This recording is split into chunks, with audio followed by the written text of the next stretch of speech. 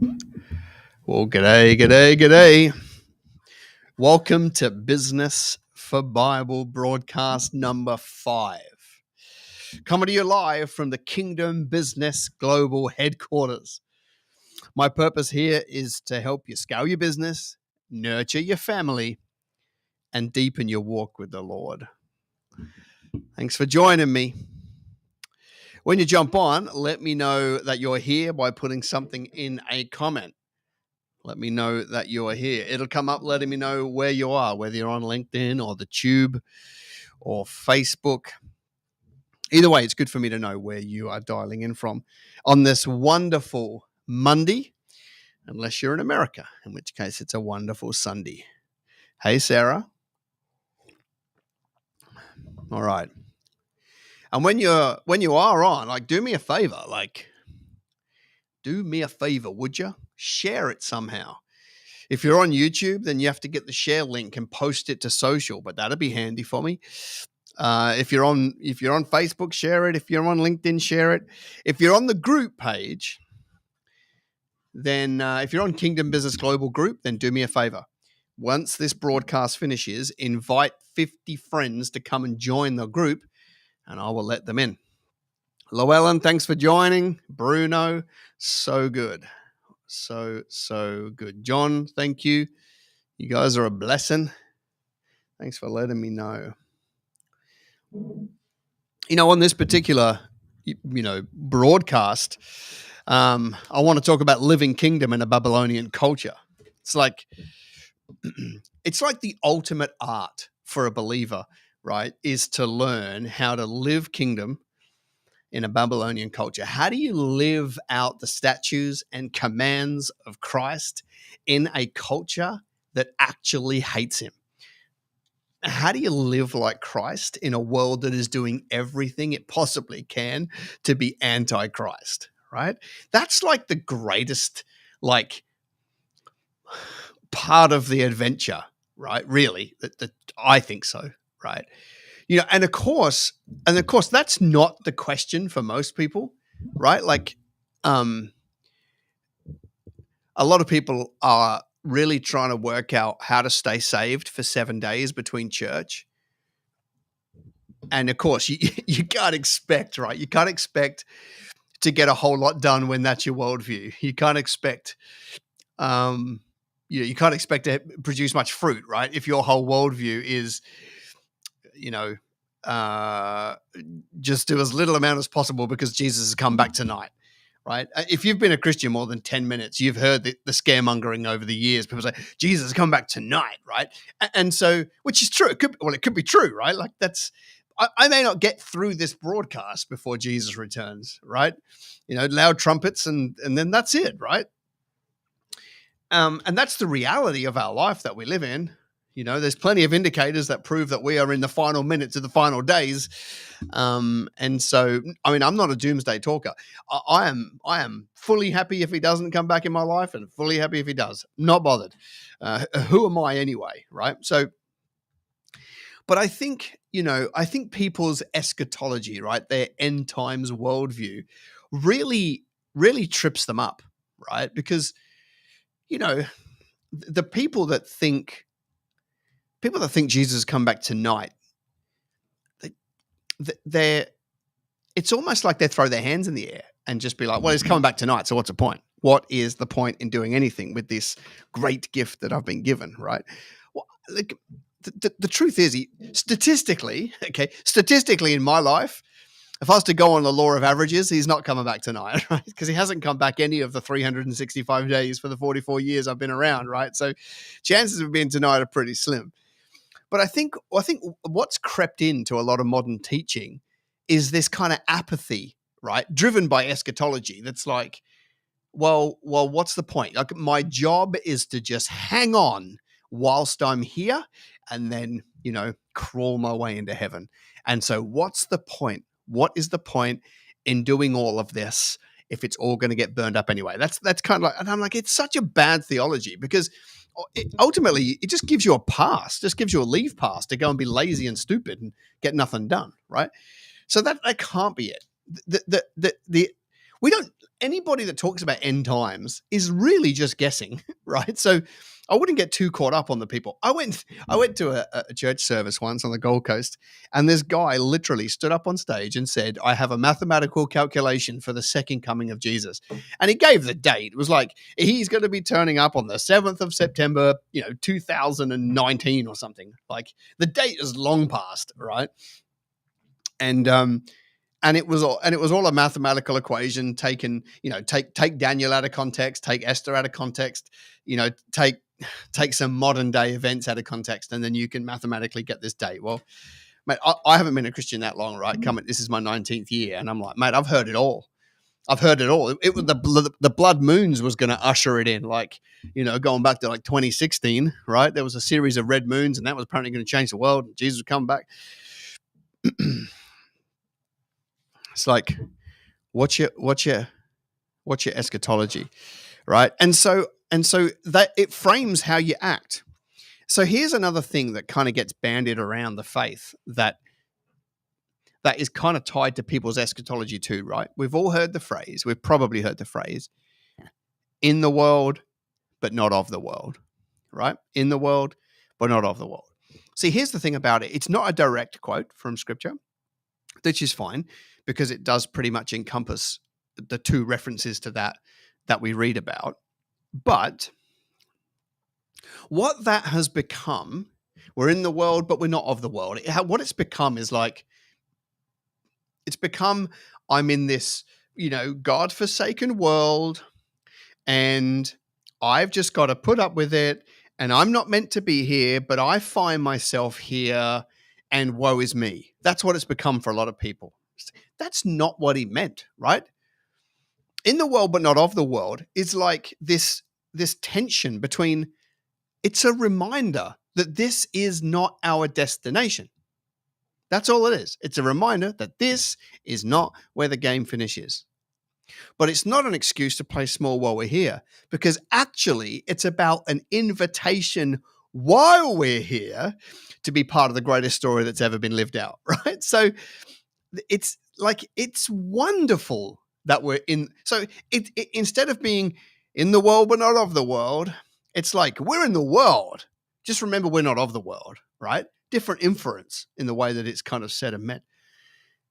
It's wonderful joy to be in the world. It should be a joy for us every day to get up and decide, hang on a minute, I'm going to live kingdom in a Babylonian culture, right? Why?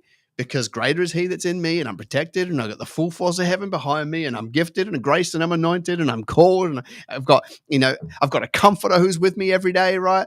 Like that is what I need to go and be an effective believer living kingdom inside Babylon. So we can't just escape this. It's just not going to work, right? It's not going to work. So this is what we read. If we go to John 15:18 gives us a little bit of an insight, right? It says, if the world hates you, keep in mind that it hated me first, right? That's quite I find that's quite comforting, because I'm like, I get a little bit of heat, right? I get a little bit of heat online. Actually, way less than I did when we started this 11 years ago, right? I used to put stuff on Facebook and just get absolutely torn apart, which is fine, because the Lord will always prep you, right? Like that's what the refining fire is for, so that things like that don't hurt you. I don't care. So, but these days I don't get any grief. And the little bit of grief I do get today is mostly from believers, right, who want to do nothing with their life and pull down everybody else that's doing something, right? So, but here's the way I look at it like this. I'm like, they hated him and he was perfect. They're going to hate me because I am not perfect, right? Like he went, listen, the only people he upset was the religious ones. Like all the rest, and they all were healed. And they were like, so they hated him. They're going to hate me. If you belong to the world, it would love you as its own, right? That's a warning, right? Because we're not meant to belong to the world. As it is, you do not belong to the world, but I have chosen you out of the world. That is why the world hates you. In the world, but not of the world, right? I have chosen you out of the world. It's not meaning out of earth. It's basic. Another way to say this would be, you do not belong to the world. I have chosen you out of the world system, out of the world culture, right? I've chosen you out of the world's operating system. Okay. Now that doesn't mean that we all have to go and get guns, run up a hill, and live like preppers. In fact, that's like the worst. We're supposed to lean in.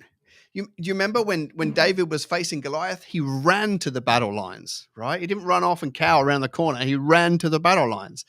You and I are called to run to the battle, right? So if you can be a prepper and be up a hill, I'll tell you a funny story because I like stories, right?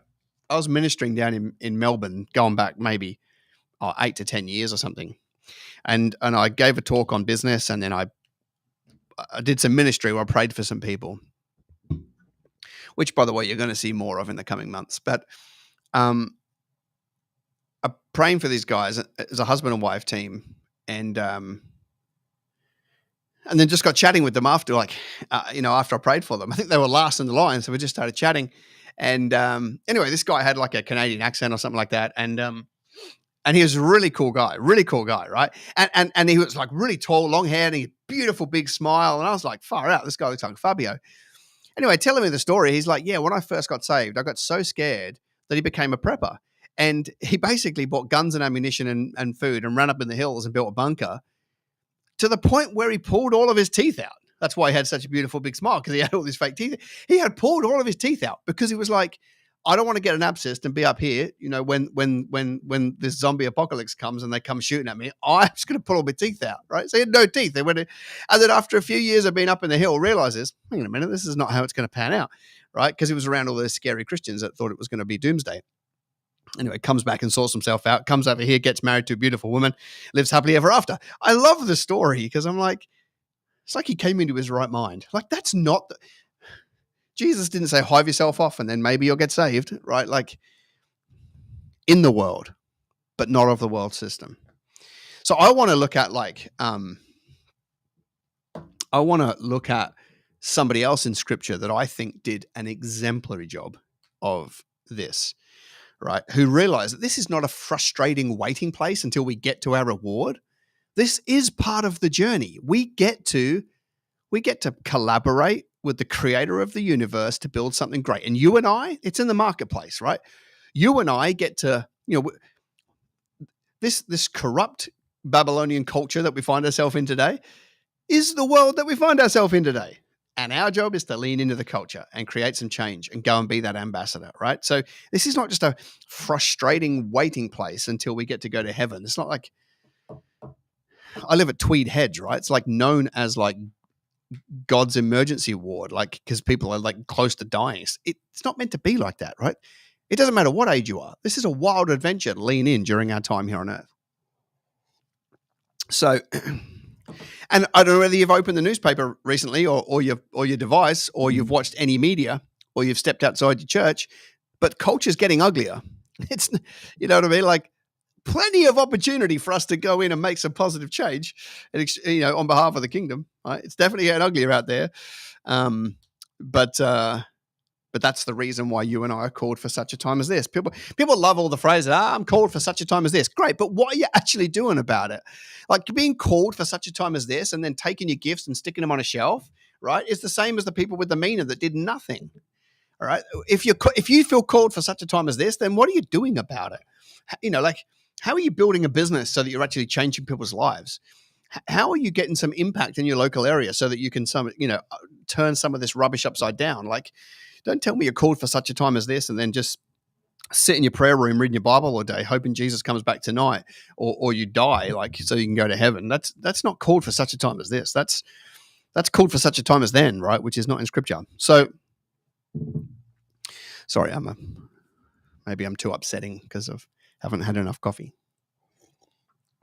All right, I want to read about one of my Bible heroes, which is a guy called Daniel. Now, you all know Daniel. He's not a surprise to you if you've been a Christian for more than like 7 minutes, all right? But what Daniel was incredible at finding the balance between living kingdom in a Babylonian culture. He literally He literally lived kingdom in a Babylonian culture. All right. And I think there are some things about the early stage of his life that we can really glean from that will help us. I'd even go so far as to say this, right? You guys are, business people, which is beautiful, and that's why I love you. And I do love you, by the way, which you might find awkward, but I still do. I think we need to see a bit more love in the marketplace. That'd be kind of handy, wouldn't it? It's like business is the center of corruption in the world. If you were to look at most of the social decay in the world, like 95% of it, it stems from business. It doesn't stem from government as much as it does business, because government can only distribute what business creates. Now, business and government as bedfellows will together absolutely plunder the earth. Business will do it in exchange for profits, and government will do it in exchange for votes, right? But they will plunder the earth together. So if you would look at the amount of social decay in the world, it's largely due to business and corrupt business. Well, that's why God called us, right? Because we're supposed to go into the marketplace in the opposite spirit, do business God's way, and start to turn it upside down. Okay. And Daniel gives us a lot of keys on how we can do that. So I just want to distill some of them and look at how this looks for marketplace believers such as you. All right. We're going to read a fair old bit here, and then we're going to skip around. So Daniel 1 goes like this. In the 3rd year of the reign of Jehoiakim, king of Judah, Nebuchadnezzar, the king of Babylon, came to Jerusalem and besieged it. Now catch this. And the Lord delivered Jehoiakim, king of Judah, into his hands, along with some of the articles of the temple of his God. These he carried off to the temple of his God in Babylonia and put it in the treasure house of his God. I find it interesting that the Lord gave Nebuchadnezzar Jerusalem. Anyway, that's a talk for another day. Then the king ordered Ashpenaz, chief of the court officials, to bring to the king's service some of the Israelites from the royal family and the nobility. Okay. Now catch this. Here's something. I want to pick up little bits as I go. Babylon, like this corrupt culture.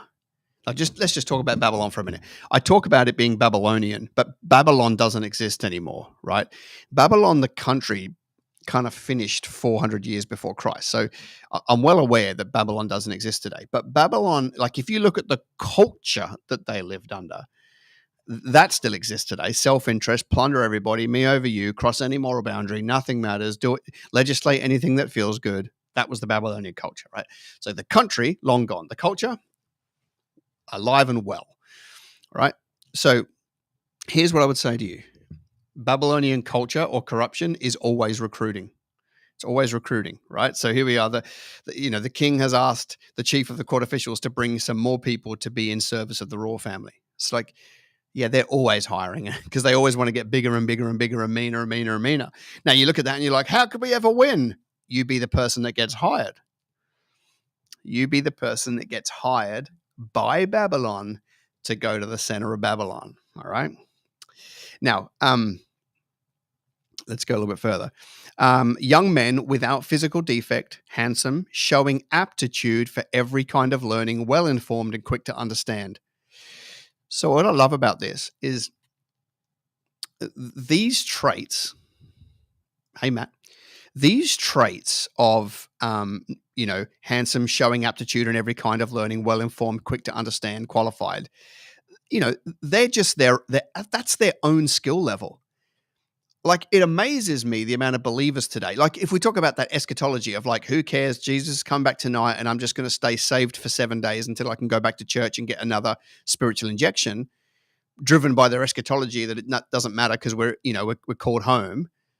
Then you will never be the kind of person that is showing aptitude for every kind of learning, well-informed, quick to understand and qualified, because you won't ever go and get the skills. But actually, one of the things that qualified Daniel was the fact that he was skilled. He went out and learned his things. He was sharp-minded. He was a good learner, right? They were his skills.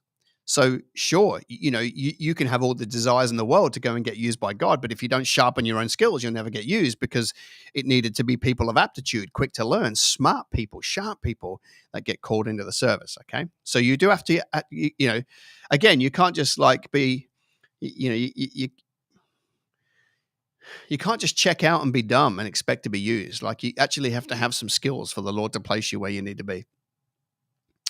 All right, and then it goes a little bit further, and it says, he was to teach them the language and literature of the Babylonians. So this is we're straight at the point where most Christians would really be struggling and wriggling, going, "How do I get out of this?" Right? So he was to select people that had those character traits, but then he was to teach them the language and the literature of the Babylonians. So many people today, the minute they, you see a rainbow flag on a building and you're like intimidated. Someone uses bad language in your business and you're intimidated.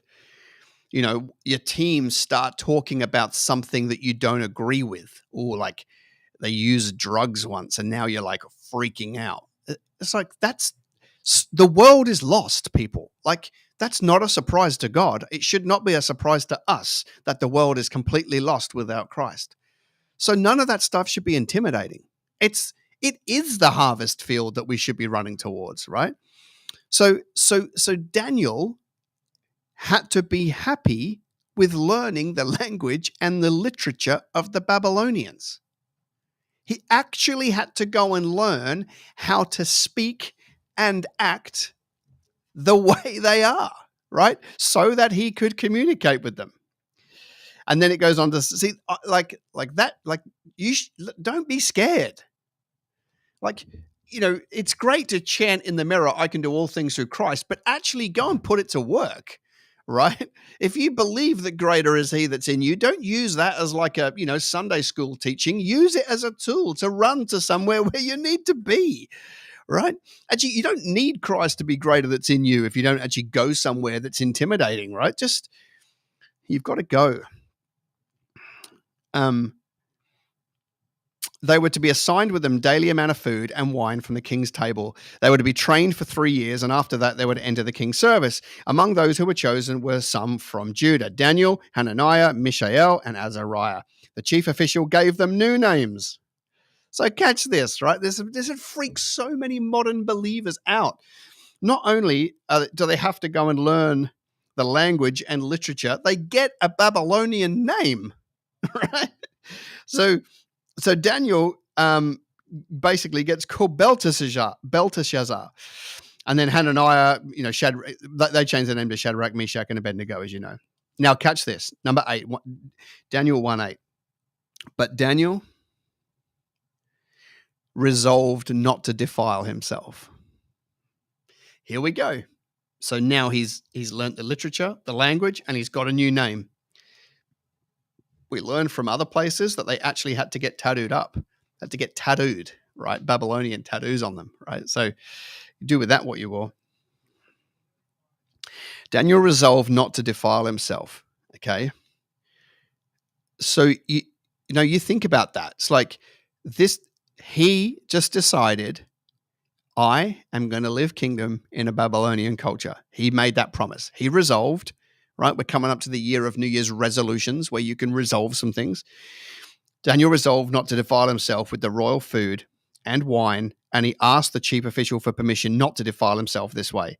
Now, God had caused the official to show favor and compassion to Daniel. I love it, right? Because Daniel could not have organized this. So what the bit that Daniel needed to do, of course, was to step into it all.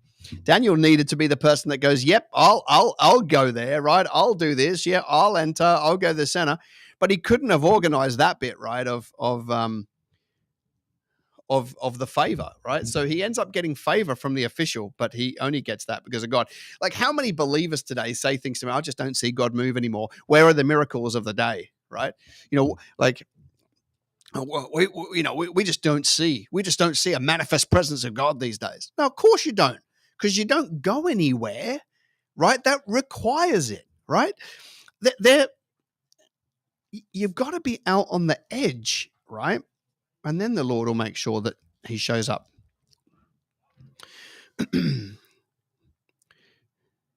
But the official told Daniel, "I'm afraid." So he said, "I don't want to eat your food. I'm afraid the Lord, the king, who's assigned your food and drink. Why should he see you looking worse than the other men your age? The king would have my head because of you," right? So he's voicing his concerns, which is nice.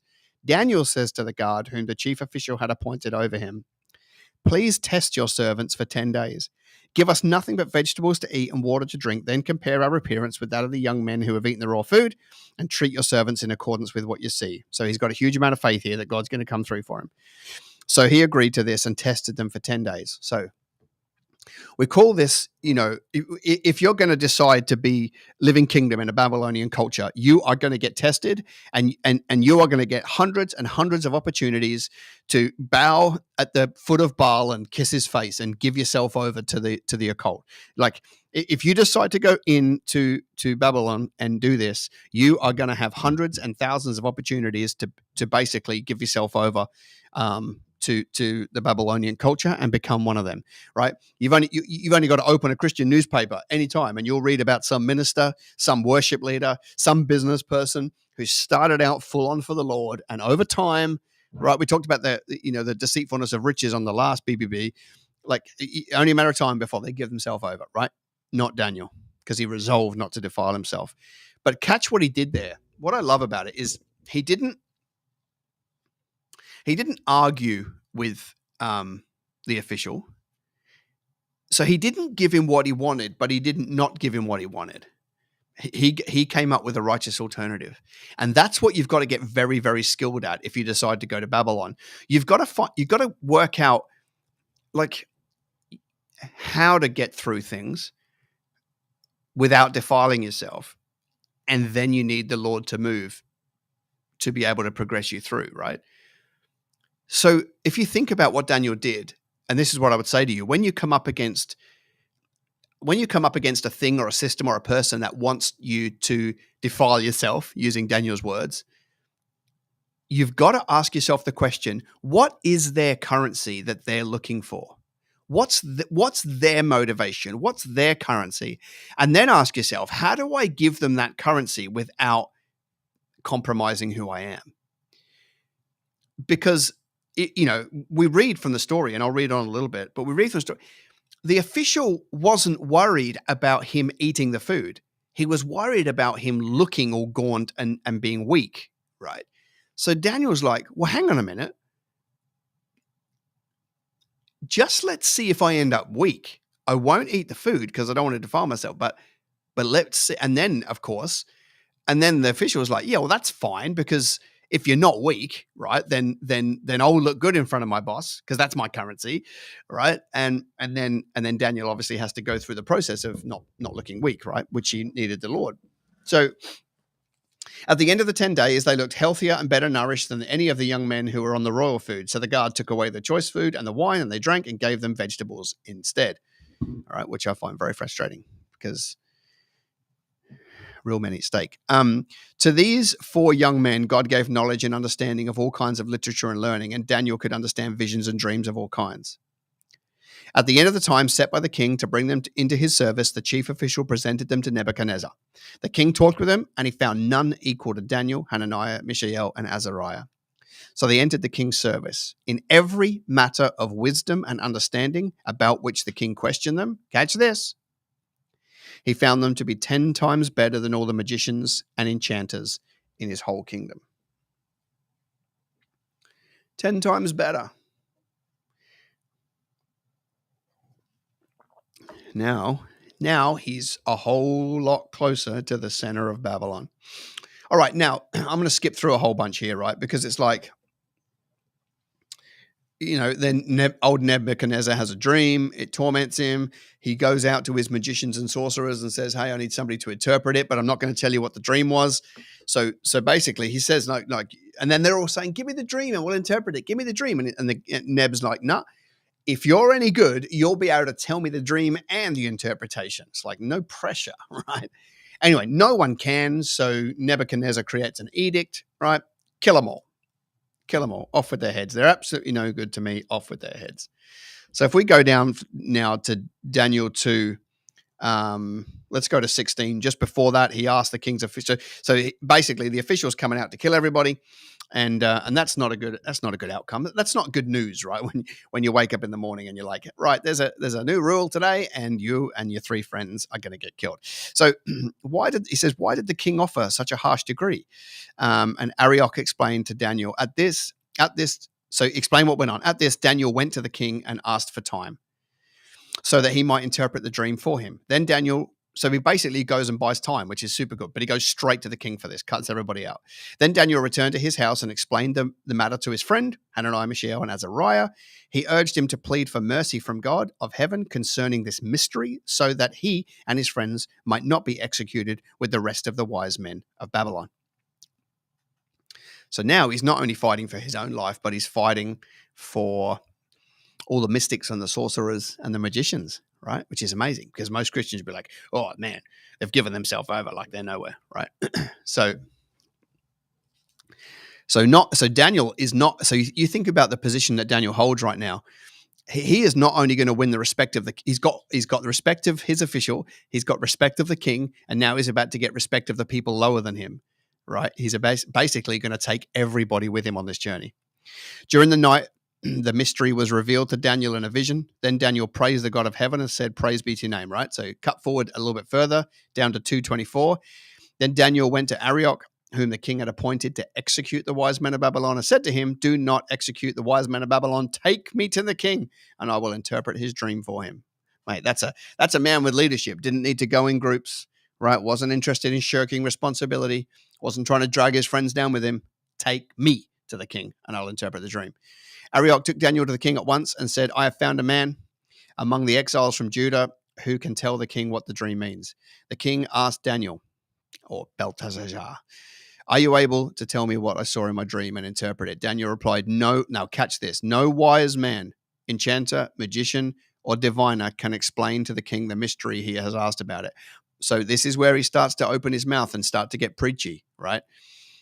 And he's throwing everybody else under the bus because he wants to point all the glory back to God. No wise man, enchanter, magician, or diviner can explain to the king the mystery that's been asked about him. But there is a God in heaven who reveals mysteries. He has shown King Nebuchadnezzar what will happen in the days to come. Your dream and your visions that pass through your mind as you were lying in bed are these. As your majesty was lying there, your mind turned to things to come, and the revealer of mysteries showed you what is going to happen. Now catch this. As for me, this mystery has been revealed to me not because I have greater wisdom than anyone else alive, but so that your majesty may know the interpretation and that you may understand what went through your mind. Why? So basically he's just built God up, but he takes himself down, right? Like for me, this mystery has been revealed not because I've greater wisdom than anybody else alive. Because you got to remember, Daniel knows the king. Daniel knows the king for a little bit of time, but the king's reputation, Nebuchadnezzar, went before him. So, think about this. We're only going to read a little bit of Daniel. What comes next, right? There's thrown into the fiery furnace out of jealousy, thrown into the lion's den out of jealousy, right? The king gets really jealous of Daniel. You know how practical it is for Daniel he didn't want to trigger his jealousy because the work wasn't done yet, right? So he's saying to him, this mystery is not because I am the greatest, but because your majesty needs it, right? So there is a leadership lesson right there about going in lowly and not necessarily triggering, when you go in all guns a-blazing as the top dog, you might get the work done, but you offend everybody on the way, trigger all of their insecurities, and now everybody hates you. And now your reign is going to be a whole lot shorter than it should be, all right? So it's got to be practical, right? You got to be, and if you go in humble, you really can't get that wrong. So we'll skip through because we know what happens there. He interprets the dream, right? He interprets the dream. That's a whole lot of reading. You can go and do that for homework because we might come back tomorrow and do this. If you think I should come back tomorrow and do this, just give me something in the comments. We got a bunch of people watching. Oh, wow, there's heaps. Brendan, Bo, Heather, Nicola, Chris, Barbara, Regina, Alan, Pat, Ziggy, David, Leslie, Ben, Pilt, Chris Brott. Appreciate you guys watching. Appreciate you guys watching. I'm just on here rambling. All right, we'll go all the way down to 46, and it says this. Then King Nebuchadnezzar fell prostrate before Daniel and paid him honor and ordered that an offering and incense be presented to him. The king said to Daniel, surely your God is the God of gods and the Lord of kings and a revealer of mysteries, for you were able to reveal this mystery. Then the king placed Daniel in a high position and lavished many gifts on him. He made him ruler over the entire province of Babylon and placed him in charge of all the wise men. Moreover, at Daniel's request, the king appointed Shadrach, so brought his friends with him, Shadrach, Meshach, and Abednego, administrators over the province of Babylon, while Daniel himself remained in the royal court. So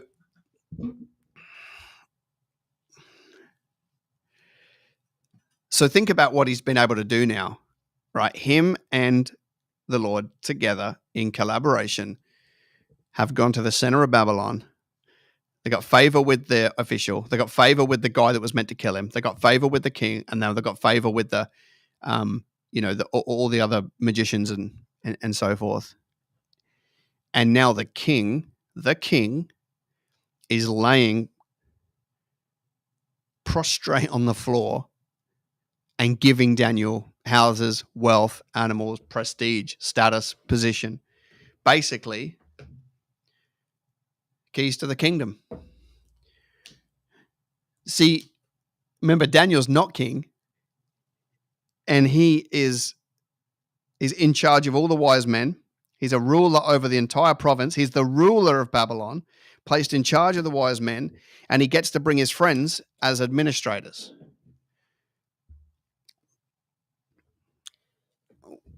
Well, this is you and I, people. This is the invitation that we are called to during our time on earth. Now, sure, it'll be upsetting. There'll be things that hurt. There'll be things that go wrong. There'll be people that let you down.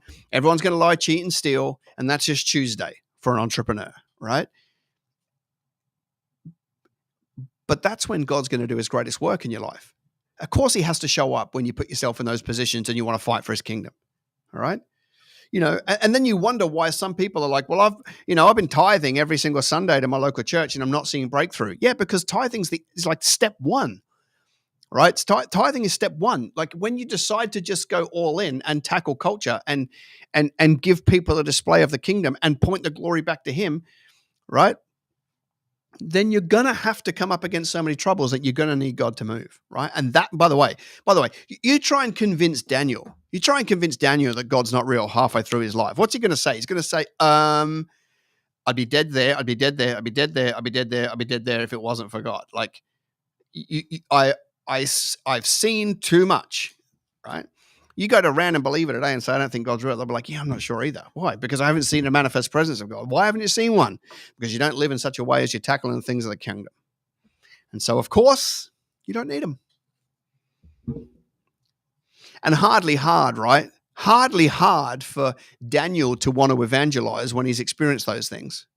Hardly hard for Daniel to want to talk about God when he has seen like God come through on a daily basis. Like, I think the reason why most people don't evangelize today is because they're not totally convinced themselves that they want somebody else to experience what they've experienced. Like, get yourself in a place where you need a bit of breakthrough and a bit of miracle, and it'll completely turn you upside down. I love Daniel, right? Because it's an invitation to see exactly how God moves when we step out.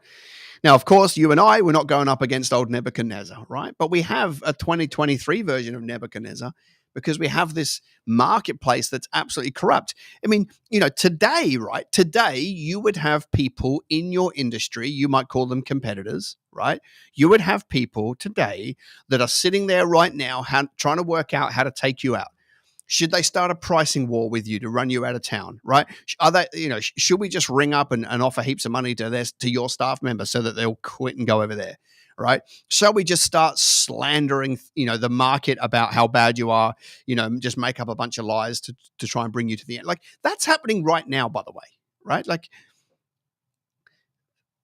and that's just around your business, let alone, the macro culture that wants to,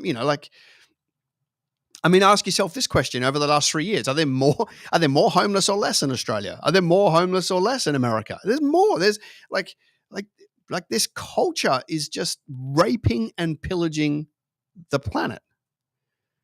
Well, that's why we are in the world.